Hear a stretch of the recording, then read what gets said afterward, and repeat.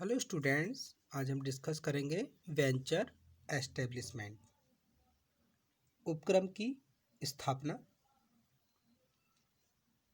देखिए, उपक्रम की स्थापना एक विशिष्ट कला है जो कि एंटरप्रेन्योर स्किल से परिपूर्ण व्यक्ति विशेष द्वारा की जाती है, क्योंकि नए उपक्रम के परिवर्तन के लिए, नए उपक्रम के एस्टेब्लिशमेंट के लिए व्यवस्थित, संगठित एवं सामूहिक समूह प्रयत्नों की आवश्यकता होती है।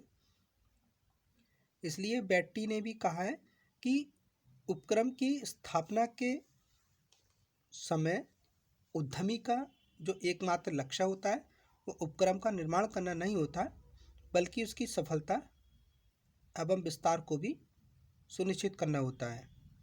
इसलिए उद्यमी का अत्यंत सजग होना आवश्यक है।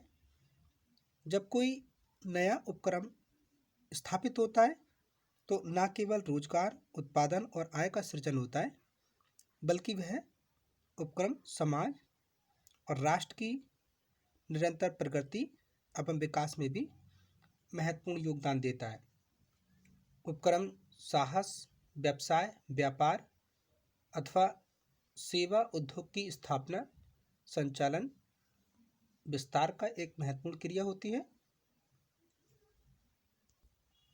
आधुनिक, जटिल एवं गतिशील आर्थिक वातावरण में नए उपक्रम की स्थापना एवं परिवर्तन के लिए व्यावसायिक वातावरण के परीक्षण से लेकर उत्पादन एवं उत्पाद के विपणन तक उद्यमी को अनेक क्रियाओं को संपन्न करना पड़ता है। इसलिए ये कहा जाता है कि नया उपक्रम गीली मिट्टी के समान होता है, जिसे उद्यमी द्वारा उपयुक्त योजना के अनुरूप आकार, प्रकार प्रदान किया जाता है। नए उपक्रम की स्थापना एवं विस्तार के लिए उद्यमी को अनेक महत्वपूर्ण घटकों और तत्वों को ध्यान में रखना पड़ता है। जैसे पहला होता है हमारा बिजनेस आइडियाज़ रिसर्च, व्यावसायिक विचारों की खोज। व्यवसाय परिवर्तन का कार्य उपयुक्त व्यावसायिक विचारों अथवा अवसरों की खोज के साथ स्टार्ट होता है। ये विचार विभिन्न सोर्सेज से उत्पन्न हो सकता है, जैसे सफल मित्रों या रिश्तेदारों की कहानी, किसी निश्चित उत्पाद की बढ़ती हुई मांग, किसी व्यापार मेले या प्रदर्शनी से कहीं से प्रेरणा मिल जाना, मोटिवेट हो जाना, प्रोजेक्ट रूपरेखा और औद्योगिक सर्वेक्षण आदि का अध्ययन, सरकारी एजेंसियों से मुलाकात। तो ये विचार किसी नए व्यवसाय को शुरू करने या किसी वर्तमान व्यवसाय को अधिग्रहण करने का हो सकता है। लेकिन ऐसा विचार ठीक होना चाहिए, तर्कसंगत होना चाहिए और कार्ययोग्य होना चाहिए, जिससे विनियोगों पर उचित पर्याय प्राप्त हो सके। इस उद्देश्य से किसी व्यवसाय विचार की खोज करने के लिए जो प्रवर्तक होते हैं उनको कल्पनाशील एवं दूरदर्शी होना पड़ता है। किसी भी व्यावसायिक विचार की खोज करने में निम्न सोर्सेस हेल्पफुल हो सकते हैं, जैसे बाजारों का निरीक्षण। बाजारों का सावधानीपूर्वक निरीक्षण व्यावसायिक विचारों को प्रकट कर सकता है। मार्केट रिसर्च भी विभिन्न उत्पादों की मांग और पूर्ति की कंडीशन को दिखाता है। फ्यूचर में क्या डिमांड रहेगी उसका अनुमान लगाना, व्यक्तिगत फैशन, आय स्तर और तकनीकी में होने वाले परिवर्तनों को ध्यान में रखना अति आवश्यक होता है। इस संबंध में ये जानना कि मांग फ्लेक्सिबल है या फ्लेक्सिबल नहीं है, उत्पाद बार बार क्रय वाला है या नहीं है, अधिकतम लाभ होगा या नहीं होगा, उत्पाद के सक्रिय उपभोक्ताओं के नमूने और मांग की प्रवृत्ति सुनिश्चित करने का प्रयास किया जाना चाहिए। बाजार निरीक्षण एवं उत्पाद विश्लेषण को परिपूर्ण करने के लिए जो पेशेवर विशेषज्ञ होते हैं, जैसे डीलर्स हुए, बैंक प्रबंधक हुए या विज्ञापन एजेंसियां हुई, व्यावसायिक परामर्शदाता हुए, तो इनसे भी हम हेल्प ले सकते हैं। बाजार सर्वेक्षण के द्वारा प्रतिस्पर्धा एवं कीमत प्रवृत्तियों का भी हमें बोध हो जाता है। बाजार निरीक्षण के दौरान कलेक्टेड डेटा से हम ये पहचान सकते हैं कि कौन सा प्रोडक्ट या कौन सा जो इंडस्ट्री है वो अच्छी डिमांड रखती है, जिसके लिए हमें पूर्ति की ज़रूरत होगी। इसके बाद एक प्रवर्तक हाई प्रॉफिटेबल के अप्रोच से अपने जो व्यवसाय है उसको ज्ञात कर सकता है। दूसरा सोर्स है हमारा प्रोस्पेक्टिव कंज्यूमर्स, मतलब भावी उपभोक्ता। कंज्यूमर ये अच्छी तरह से जानता है कि उसको क्या चाहिए, मतलब उसकी क्या नीड है, भविष्य में वह कैसा व्यवहार करेगा, उसकी क्या आदत रहेंगी, क्या उसकी टेस्ट रहेगा, क्या हॉबीज़ रहेंगी, वो क्या पसंद करता है। इसलिए प्रोस्पेक्टिव कंज्यूमर से संबंध ये ऑटोमेटिक प्रकट करता है कि प्रोडक्ट या सर्विस की क्या कैरेक्टरिस्टिक्स होनी चाहिए। आज के समय में हम देखें तो अच्छी व्यावसायिक फर्म उत्पादन के लिए उत्पाद का चयन करने से पहले हमें भावी उपभोक्ताओं के बीच एक सर्वेक्षण करना होता है और उत्पाद को बाजार में उतारने से पहले एक सैंपल का बाजार परीक्षण भी करवाती है। उपभोक्ता ही किसी भी व्यवसाय की नींव होता है और वही उसको चलाता है। इसलिए उपभोक्ताओं की क्या आवश्यकता है, क्या उनकी पसंद है, उससे संबंधित डेटा कलेक्ट हमें जरूर करनी चाहिए। इसी प्रकार से किसी भी व्यावसायिक खोज के लिए हमें डेवलपमेंट इन अदर नेशन, मतलब दूसरे राष्ट्रों का विकास को भी ध्यान में रखना चाहिए। अब विकसित देशों के लोग सामान्यतः विकसित देशों के फैशन, चलन आदि का भी फॉलो करते हैं, उनका अनुसरण करते हैं। इसलिए एक उद्यमी एक अच्छे व्यावसायिक विचार की खोज कर सकता है यदि वह विकसित राष्ट्रों में होने वाले रिसेंटली डेवलपमेंट पर ध्यान रखें। कभी कभी इसके लिए उद्यमी बाहर के जो राष्ट्र हैं उनका भ्रमण कर सकता है।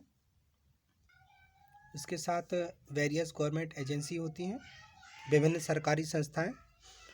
उद्यमियों को व्यावसायिक विचार की खोज करने और उसका मूल्यांकन करने के लिए विभिन्न सरकारी संस्थाएं भी हेल्पफुल होती हैं। राज्य औद्योगिक विकास बैंक, तकनीकी सलाह संगठन, विनियोग केंद्र, निर्यात संवर्धन समिति आदि अनेक संस्थाएं उद्यमियों को तकनीक, वित्तीय विवरण और अन्य व्यावसायिक सलाह और सहायता प्रदान करती हैं।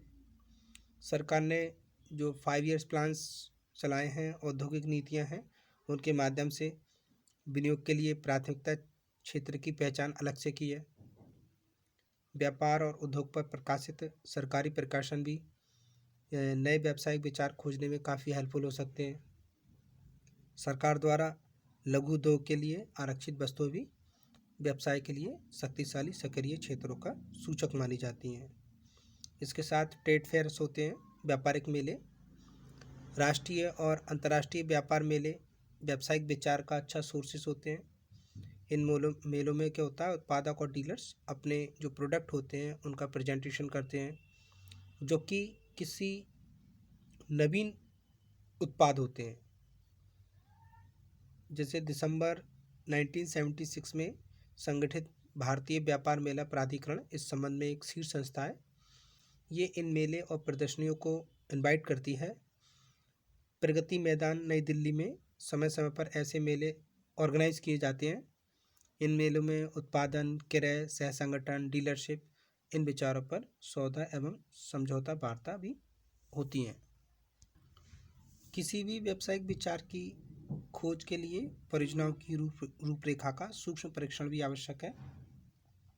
विभिन्न सरकारी एवं निजी एजेंसियों द्वारा समय समय पर विभिन्न उद्योगों एवं परियोजनाओं की रूपरेखा पब्लिश की जाती है, जो कि तकनीक, वित्तीय एवं बाजार की आवश्यकताओं आदि का विस्तार से वर्णन करती हैं।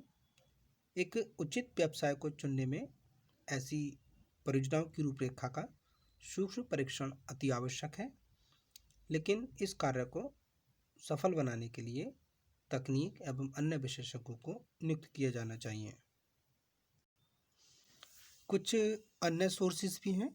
इन सोर्सेज के अलावा व्यावसायिक विचार को खोजने में अतिरिक्त संसाधन, असंतुष्ट मांग, नए आविष्कार, या निम्न कोटि के उत्पाद स्रोत भी सहायक सिद्ध होते हैं। नेक्स्ट स्टेज है आइडिया एनालिसिस एंड सिलेक्शन, विचारों का विश्लेषण एवं चयन।